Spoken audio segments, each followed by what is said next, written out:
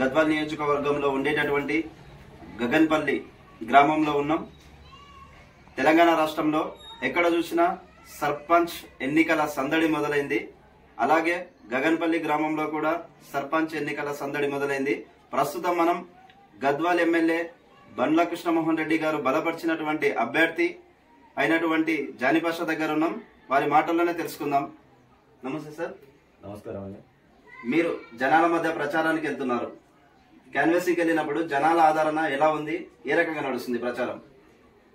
నేను గత 25 సంవత్సరాల నుంచి జనాలలో ఉన్నాను కాబట్టి మంచి ఆదరణ దొరికింది. అందరూ కూడా నా వెనుక ఉన్నారు. ఖచ్చితంగా నన్ను గెలిపిస్తామని వాళ్ళు మాట్లాడుతున్నారు. మీరు గతంలో కూడా గత 20 సంవత్సరాల నుంచి జనాల మధ్యలో ఉంటున్నారు.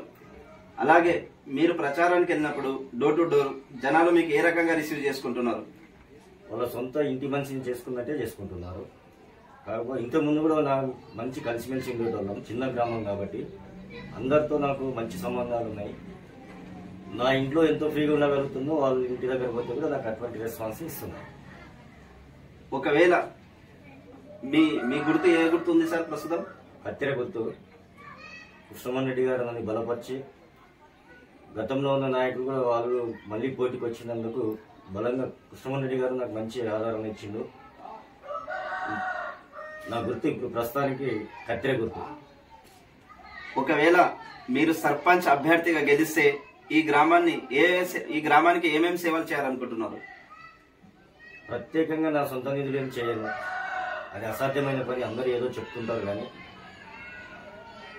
ప్రభుత్వం నుంచి వచ్చే ప్రతి ఒక్క డెవలప్మెంట్ ఆ ప్రజలకే చెందాలనేది నా చిరకాల ఆశ.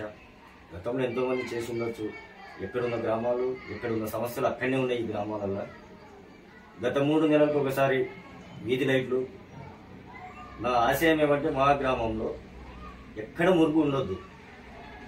విద్యార్థులు, మంచి చదువుకున్న యువకులు మా దగ్గర బాగున్నారు. డిగ్రీలు, పీజీలు.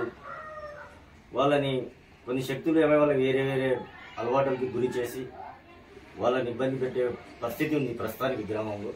ఆ పరిస్థితి లేకుండా చేస్తాను నేను. మంచి స్పోర్ట్స్, యువకుల మధ్య మంచి నాలాంటి ఎదగలిగే వాళ్ళని కూడా నాలాంటి ఎదిగేటట్టు చేసి వచ్చే 5 సంవత్సరాల్లో నాలాంటి వాళ్ళు 10 మంది తయారు కావాలని, నేను కూడా అర్హుడిని, సర్పంచ్ అయ్యేంత అర్హత నాకు కూడా ఉంది అని వాళ్ళు సొంతంగా వచ్చేటట్టు నేను తయారు చేస్తాను. ఓకే సార్, మీరు సర్పంచ్ అభ్యర్థిగా గెలవాలని మనస్ఫూర్తిగా కోరుకుంటున్నాం. ఓకే, జానిపాష గారి మాటల్లో విన్నాం. ఒకవేళ సర్పంచ్ అభ్యర్థిగా గెలిస్తే ఈ గ్రామానికి ఏమేం చేస్తారనేది కూడా వారి మాటల్లోనే విన్నాం. Over to studio, Q5 News.